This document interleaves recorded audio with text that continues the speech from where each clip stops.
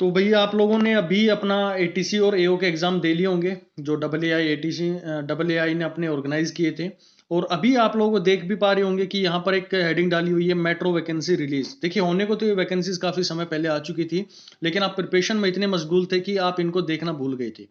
ये और इसके अंदर में अब मैं कहूँ कि बहुत ही गोल्डन अपॉर्चुनिटी है इस फील्ड के अंदर में जाने के लिए आपके पास में। ये लगभग 392 पोस्ट अभी यहाँ पर रिलीज हुई है।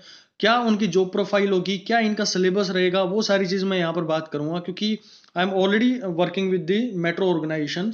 ठीक है ना, तो वहां पर आप लोगों को उसका मैं बेनिफिट आप लोगों को यहाँ पर मिलेगा, क्योंकि वो चीजें हमने जो फेस करी हैं, जो हमें जिसके बारे में जानकारी है, हम उसको बहुत खूबसूरत तरीके से यहाँ पर आप लोगों को समझाएंगे। इससे पहले हमने जो अपना एटीसी का था और एओ के एग्जाम थे, उनकी बहुत सक्सेसफुली यहाँ पर हमने पूरा सिलेबस कवर किया था, शुरू से लेकर लास्ट तक। उसकी सारी प्लेलिस्ट यहाँ पर हमने अभी भी ओपन रखी है, जिसको वहां पर देखना चीजें आकर देख सकता है। लेकिन अभी जो हमारा मेन कंसंट्रेशन होगा मेट्रो की वैकेंसीज को लेकर रहेगा, जिसके अंदर में मैं बात करना चाहूंगा कि क्या क्या सिलेबस होता है और जो जॉब इसके अंदर में आई हुई है उनका क्या जॉब प्रोफाइल होता है, क्योंकि जॉब प्रोफाइल बहुत इंपॉर्टेंट होता है इसके अंदर में। और आप सबको जानकारी होगी कि मेट्रो एक ऐसा पीएसयू है जो कि अपने पीएसयू कह लो या फिर ये सेंट्रल गवर्नमेंट और हमारे पास में जो एक स्टेट गवर्नमेंट होती है, इन दोनों का एड होता है, ये दोनों मिलके इसको चलाते हैं। तो उसके अंदर में दोनों को क्या हमारे पास में यूज रहेगा, कितनी इसके पीएसयू की बात करूं तो ये सबसे हाईएस्ट पेड पीएसयूज होते हैं। मेट्रो अपने एम्प्लॉयज को सबसे ज्यादा पैसा ये पे आउट करता है। चलिए बात करता हूं कौन कौन सी वैकेंसीज आई है और उनकी क्या जॉब प्रोफाइल्स होती है। बाकी कोई नया बंदा जुड़ रहा है तो भाई यहाँ पर सारी डिटेल्स हैं, यहाँ पर जाकर देख सकते हैं।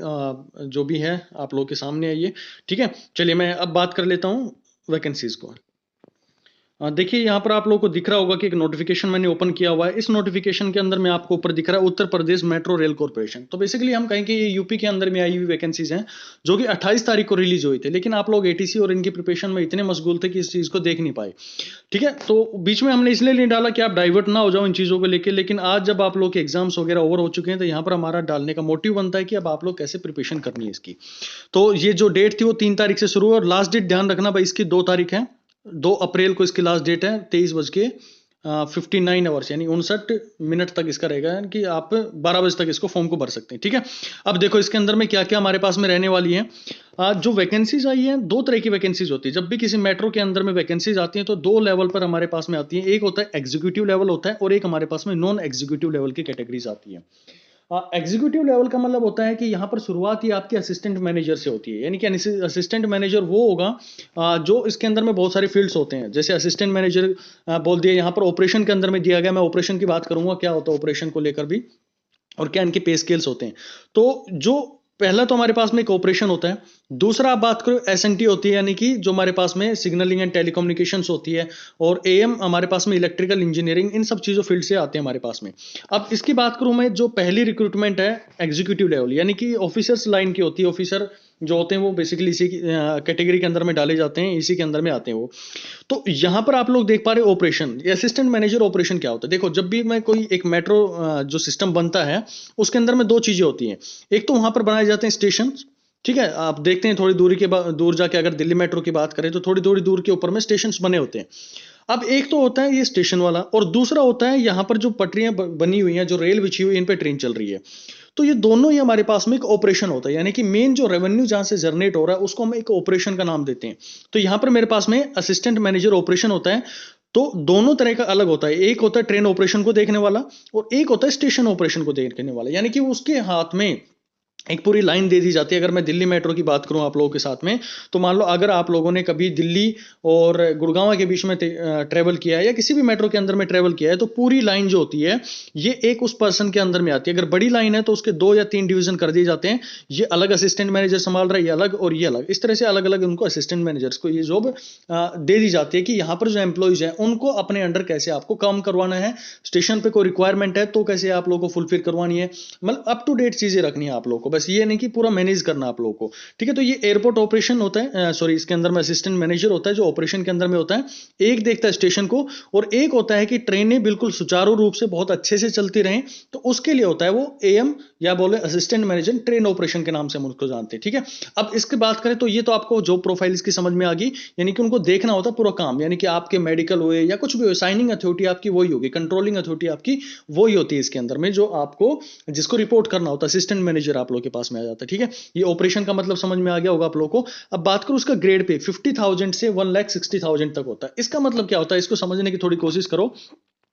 तो यहां पर आप लोगों को देखा जाए, एक मिनट इसको, ठीक है।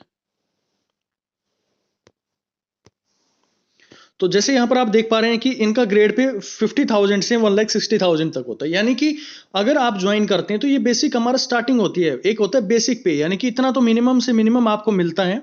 उसके बाद में सिटी वाइज ही डिपेंड करता है। मान लो आप दिल्ली एनसीआर और बड़ी सिटीज के अंदर में रह रहे हैं तो इसके ऊपर में 24.5 यानी कि 24.5% जो होता है, 24.5 जो होता है, इतना आपको एचआरए मिलता है। इसके साथ साथ में आपको अलाउंसेस बहुत सारे मिलते हैं इसके अंदर में। यानी कि मैं कुल मिला के कहूं कि अगर आप ज्वाइनिंग करते हैं किसी भी मेट्रो के अंदर में ज्वाइनिंग करते हैं तो मेट्रो एक ऐसी ऑर्गेनाइजेशन है जो फर्स्ट डे से आपको पूरी सैलरी प्रोवाइड करती है, पूरी सैलरी आपको देती है यहां पर। ठीक है, तो ये आपके पास में आ गया 50,000 अगर आपका बेसिक है, तो लगभग आप ये मानो ज्वाइनिंग टाइम पे आपकी जो सैलरी होगी वो 70 to 80,000 इनिशियली हो जाती है। ठीक है, इसकी ग्रोस बनती है, जो आपकी इन एंड आएगी वो मैं बताई 70 से 80,000 तक आप लोगों को यहां पर मिल जाते हैं इसके अंदर भी। ठीक है, इसकी जो पोस्ट आई है वो भाई 6 आई है। ये सारी चीजें आप लोग देख सकते हैं, कौन कौन सी ब्रांच इसके अंदर एलिजिबल है। जो भी बी टेक है, इलेक्ट्रॉनिक्स कम्युनिकेशन, ये सारी चीजें आप लोगों को यहाँ पर मिल जाएंगी। ठीक है, एज लिमिट आपको देख पा रहे होंगे कि 21 से 28 साल तक का भर सकते हैं। और एग्जीक्यूटिव हमारे पास में जो टेक्निकल बंदों के होते हैं वो मेडिकल इसके अंदर में रखे जाते हैं। यानी कि नॉर्मल आपकी आंखों की जांच होती है, आपके जो एक्सरे होता है इसके अंदर, मेडिकल्स की बात करूं तो आंखों इनका स्टैंडर्ड होता है A1 या A2 जो भी होता है इसके अंदर में, 6/6 ना हो भी तो भी काम चल जाता है इसके अंदर में। ज्यादा हार्ड फास्ट इसके मेडिकल नहीं होते हैं जब आप AM वगैरह की बात करते हैं, असिस्टेंट मैनेजर लेवल पे बात करते हैं। फिर दूसरा आपका क्या होता है कि यूएसजी अल्ट्रासाउंड होता है ज्यादा इसके अंदर में, आप इजिली उनको क्लियर कर लेते हो। और अब बात करूं मैं इसके अंदर में क्या हमारे पास में एग्जाम पैटर्न रहता है, तो उसके बारे में मैं बात करूंगा अपने नेक्स्ट लेक्चर के अंदर में कि कैसे हम इस एग्जाम को क्रैक करेंगे, क्योंकि हम यहां पर आप लोगों के साथ में जुड़ेंगे और इन सारे पेपर्स की जो भी हैं आपके पास में बहुत अच्छे से इसकी प्रिपरेशन करवाएंगे। क्योंकि हम सिस्टम के अंदर में हैं तो हमें जानकारी है कि किस तरह से चीजें मैनिपुलेट करके पूछी जाती हैं आप लोगों से और क्या पूछ सकता है जो भी एग्जामिनर होगा। क्योंकि जो एग्जाम लेने वाली अथॉरिटी होगी वो तो थर्ड पर्सन होता है, लेकिन ये जरूर पता होता है कि वो किस फील्ड से आप लोगों से क्वेश्चन पूछेगा। ठीक है ना, तो उसके बारे में मैं बात करूंगा अपने चैनल के ऊपर में।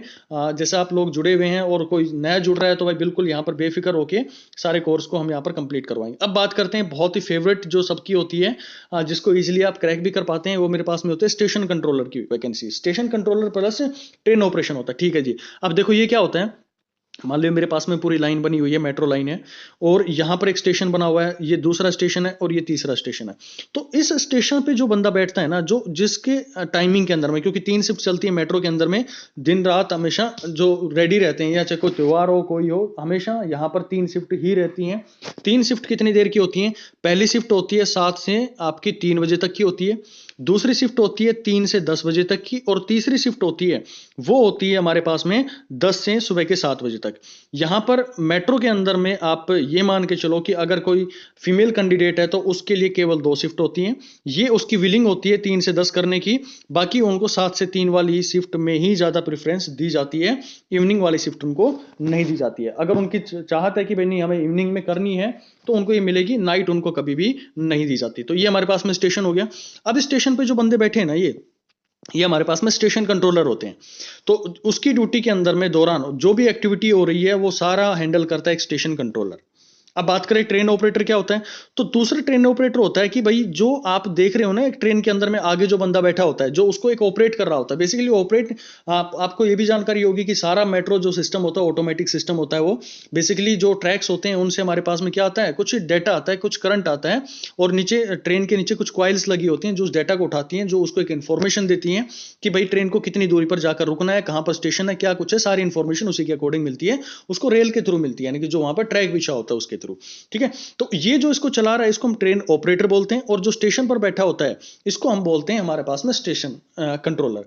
तो कुल मिला के दोनों बात क्या हुई, जब मैं असिस्टेंट मैनेजर की बात कर रहा था तो वहां पर भी ये बंदे का क्या काम था, जो एएम था वहां पर वो एक स्टेशन को देख रहा था और एक ट्रेन को देख रहा था। तो उसी तरह से एक बंदा स्टेशन पर भी आ सकता है और दूसरा यहां पर ट्रेन ऑपरेशन में भी आ सकता है। अब ट्रेन ऑपरेशन में आने के क्या फायदे भाई, ट्रेन ऑपरेशन में ये होता है कि अगर आप ट्रेन ऑपरेशन में आ गए हैं तो आपको पर किलोमीटर, अगर आप ट्रेन चला रहे हैं तो पर किलोमीटर अगर ट्रेन के अंदर में बैठ रहे हैं तो 3 से 4, मतलब कहीं पर 2 रुपए होता है, कहीं पर 3 रुपए, हर किलोमीटर के आपको 2 से 3 रुपए मिलते हैं, वो हार्ड ड्यूटी अलाउंस के रूप में आप लोग को दिए जाते हैं। ठीक है, वो आप लोग ये मान के चलो कि मंथली लमसम आप लोग का 14 से 15 हजार आप लोग का ये बन जाता है। इसके अंदर में आप अगर पूरे मंथ में चलाते हैं तो 3 से 3.5 हजार किलोमीटर आप चला लेंगे।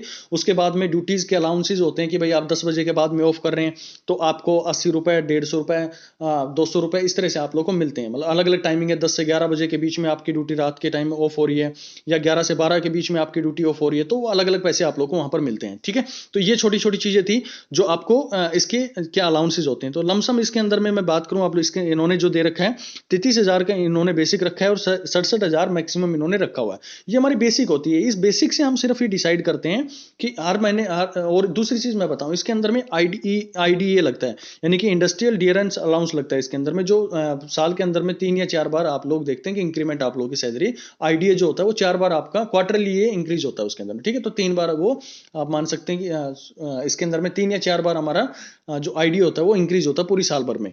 ओके, और इसका 3% का हमेशा आपका इंक्रीमेंट लगता है जब भी साल होती है कंप्लीट, जब वो डिपेंड करता है कि आप जून से पहले ज्वाइन किए हैं, जून के बाद में ज्वाइन किए, तो उसके बेसिस पे उसकी इसकी इंक्रीमेंट्स लगते हैं आप लोग के। ठीक है, तो 33,000 उन्होंने बेसिक रखा। तो लमसम यहां पर मैं बात करूं तो 33,000 के साथ में तो इनिशियली आपके इन हैंड आपको मिलेगी 55,000 के आसपास में इसकी सैलरी आप लोग को इनिशियली लेवल पर मिलती है। फिर आपके जो अलाउंसेज होते हैं वो आप लोग के जुड़ते चले जाते हैं, तो कहीं ये 60-70 के आसपास में आप लोग की यहाँ पर सैलरी बन जाती है इसके अंदर में। ठीक है, तो ये इसके अंदर में पोस्ट आई है हमारे पास 186, बहुत ही खूबसूरत जॉब है ये। ठीक है, और आप लोग इसके अंदर में जाएंगे तो आपको डेफिनेटली अपने लिए भी टाइम मिलेगा और अपनी फैमिली के लिए भी टाइम मिलेगा। पूरा टाइम आप अपनी इसके अंदर में यूटिलाइज कर सकते हैं, यानी कि 8 घंटे के बाद में आपको कोई पूछने वाला नहीं है कि भाई आप क्या कर रहे हैं। आप 8 घंटे करो अपनी ड्यूटी और निकलो बस। उसके बाद में आपके पास में 16 घंटे हैं, 16 घंटे आप कुछ भी काम करो। यहाँ पर जो ट्रेन ऑपरेटर होता है इसके साथ में एक बड़ी खूबसूरत चीज होती है कि इसकी जो नेक्स्ट ड्यूटी है ना, अगर मान लो आप जो ड्यूटी उसकी 10 बजे खत्म हुई है रात के टाइम पे, तो अगली जो ड्यूटी लगेगी ना उसके दौरान मिनिमम से मिनिमम उसके पास में 12 घंटे का गैप होना चाहिए, यानी कि अगले दिन ड्यूटी उसकी 10 बजे ही लग सकती है, उससे पहले उसकी ड्यूटी नहीं लगेगी, यानी कि 1 मिनट भी कम है तो उसकी ड्यूटी नहीं लगेगा। तो आप कह सकते हैं कि प्रॉपर आपको 12 घंटे का इसमें रेस्ट मिलता है ट्रेन ऑपरेटर के थ्रू। ठीक है, चलो तो ये बात होगी आपकी इसके अंदर में। तो ये सारी वैकेंसीज के लिए जो भी क्वालिफिकेशन वो आप लोग यहाँ पर देख सकते हैं। फिर मैं बात करता हूँ नेक्स्ट हमारे पास में मैकेनिकल मेंटेनर जो इलेक्ट्रिकल होते हैं। इसके अंदर में थोड़े आईटीआई वाले जो लोग होते हैं उनको ज्यादा प्रीफर किया जाता है। इसके अंदर में जो आईटीआई से हैं भाई वो भी इसके अंदर में इजीली कर सकते हैं। वो मेंटेनर होता है कि भाई जैसे इलेक्ट्रिकल की बात करो तो आपने देखा होगा कि मेट्रो के ऊपर में एक पेंटोग्राफ होता है जिससे टच होता हुआ चलता है। ठीक है, तो इनकी ये क्या होती है, इलेक्ट्रिकल होते हैं। इलेक्ट्रिकल जो अप्लायंसेज होते हैं जितने भी, उनकी जो मेंटेनेंस करनी होती है वो सारे हमारे पास में मेंटेनेंस करते हैं। दूसरी सिग्नलिंग, एसएनटी जिसको बोलते हैं, सिग्नलिंग एंड टेलीकम्युनिकेशन होता है। तो इसके अंदर में आप देखते हैं कि जब ट्रेन चल रही होती है तो उनके बीच में कोई एबनॉर्मलिटी आ गई है, या फिर जो उसके अंदर में रेडियोज लगे होते हैं, ट्रेन रेडियो लगे होते हैं, या किसी भी तरह का कम्युनिकेशन का कोई फॉल्ट आता है उसको मेंटेन करके रखना, वो हमारे पास में मेंटेनेंस का काम होता है इसके एसएनटी वालों का। फिर मैं बात करूं मेंटेनर सिविल को लेकर, तो सिविल वाले जो बंदे होते हैं, जो जितना भी कंस्ट्रक्शन हो रहा होता है, जो भी कोई प्रोजेक्ट आया नया, तो सारा इन्हीं की दामोदार होता है, इन्हीं को सारी चीजें ऑब्जर्व करनी होती है। इनको काम नहीं करना होता, इनको चीजें ऑब्जर्व करनी होती है, क्या उसके अंदर में अपडेट कर सकते हैं, क्या कुछ नई चीजें जोड़ सकते हैं, वो सारी इनको थोड़ा बताना पड़ता है इसके अंदर में। ठीक है, तो ये हमारे पास में ये होता है सुपरवाइजर कैडर होता है। और ये जो नीचे वाले होते हैं ये नॉन सुपरवाइजर कैडर होते हैं। सुपरवाइजर कैडर का मतलब होता है कि इस बंदे के नीचे काम करेंगे, जैसे स्टेशन कंट्रोलर, तो स्टेशन कंट्रोलर के अंडर में सीआरए काम करता है, या टोम ऑपरेटर्स होते हैं। टोम ऑपरेटर, आपने कभी मेट्रो में ट्रेवल किया होगा तो पहले आप टोकन लेने जाते हैं ना जिस बंदे के पास में, ये वही लोग होते हैं। तो ये इन्हीं को हम बोलते हैं, टीवीएम बोल दिया, या टिकट वेंडिंग मशीन्स होगी, ये सारी चीजें उसी के थ्रू, ये कुछ टर्मिनोलॉजी होते हैं, जब आप सिस्टम के अंदर में आएंगे तो आपको चीजें पता लग जाएंगी इसके अंदर में। ठीक है, हाँ, इसके अंदर में थोड़ा मेडिकल थोड़ा हार्ड होता है स्टेशन कंट्रोलर का। इसके अंदर में आपको 6x6 का जो होता है वो आप लोग को करना होता है मेडिकल के अंदर में। बाकी सारा वही नॉर्म होता है जो पीछे आप लोगों ने देखे हैं, जो असिस्टेंट मैनेजर की मैंने बताई कि आपका एक एक्सरे होगा, फिर आपकी एक ब्लड टेस्ट वगैरह होंगे, शुगर टेस्ट होगा, और एक अल्ट्रासाउंड होता है कि पथरी वगैरह तो नहीं है। पथरी है तो फिर उसको बोल दिया जाएगा आप अपना इलाज करवा लो। ऐसा नहीं है कि आपको आउट कर देंगे, थोड़ा सा आंखों का थोड़ा लोगों को ध्यान रखें। कुछ लोगों का ये डाउट आ गया जी मेरे चश्मा है तो चश्मा हो सकता है, हाँ बिल्कुल आप उसको कर सकते हैं भाई, लेजिक वगैरह करवा लो, जब आपका मेडिकल है उससे पहले आप लेजिक करवा लो कम से कम 6 महीने से पहले, ताकि वो डिटेक्ट ना हो उसके अंदर में। नॉर्मली करवाते हैं हर लोग, काफी लोग करवाते हैं इस चीज को। मैं कहूंगा कि आप वैसे तो आप अपनी आंखों का हमेशा ख्याल रखो, लेकिन फिर भी ज्यादा प्रॉब्लम है तो लेजिक आप करवा सकते हैं, वो आप लोगों का ज्यादा प्रॉब्लम नहीं करेगा उसके अंदर में, ठीक है ना। तो उसके थ्रू भी आप जा सकते हैं, कोई बड़ा इशू नहीं है। तो ये कुछ वैकेंसीज थी जिसके लिए मैं बात कर रहा था आप लोगों से। बाकी ये नोटिफिकेशन आप लोगों को मिल जाएगा भाई, वहां पर जाकर आप इसको देख सकते हैं। ये सारी जो भी इसकी प्रोसेस है उसके अंदर में बता दिया गया भाई, जब भी असिस्टेंट मैनेजर की पोस्ट आ रही है उसके लिए रिटन टेस्ट होगा, उसके बाद में डीवी होगा, मेडिकल एग्जामिनेशन होगा, सारे सभी के अंदर में ये होता है, कोई बड़ी चीज नहीं है इसके अंदर में। इसके अंदर में रिटन टेस्ट होगा। हाँ एक चीज और आती है, स्टेशन कंट्रोलर जो आता है, जब आपने टेस्ट क्लियर कर लेते हैं स्टेशन कंट्रोलर का, तो उसके बाद में एक साइको टेस्ट होता है। साइको टेस्ट का मतलब होता है कि जैसे रेलवे के अंदर में होता है, कुछ फिगर्स दे दी जाएंगी, आप कितना रिमेंबर कर सकते हैं चीजों को, उसके लिए मैं पूरा प्रिपेयर करवाऊंगा आप लोगों को, ठीक है ना। ये तो यहाँ पर मेरा मेन मोटिव आप लोगों को ये बताने का था कि भाई यहाँ पर जो वैकेंसीज आई है ना, बहुत गोल्डन अपॉर्चुनिटी है आपके पास में। आप AA का अपने एग्जाम दिया है, कोई दिक्कत नहीं, उसके लिए भी होप रखिए, लेकिन आप अब नए सिरे के साथ में इन पोस्ट के लिए जुड़िए, इनकी तैयारी कीजिएगा, और पूरा कोर्स यहाँ पर मैं आप लोगों को करवाने की कोशिश करूंगा जितना हमसे बन पाएगा, और टू द पॉइंट चीजें यहाँ पर हम बातें करेंगे आप लोगों के साथ में एग्जाम को लेकर, ठीक है। चलिए आप जुड़िए, जो भी जुड़ना चाहता है भाई, और मोस्ट वेलकम है। अपने जल्दी से जल्दी जितने भी आपके भाई बंधु हैं उनको जुड़ने के लिए बोलिएगा। यहाँ पर हम पूरा सिलेबस कवर करवाएंगे, और क्वालिटी ऑफ कंटेंट यहाँ पर हम देने की कोशिश करेंगे। बेस्ट से बेस्ट जो बंदे होंगे जो पढ़ाने वाले, उनको यहाँ पर हम लेके आएंगे। मैक्सिमम चीजें मैं यहाँ पर कवर करूंगा आपके साथ में ना।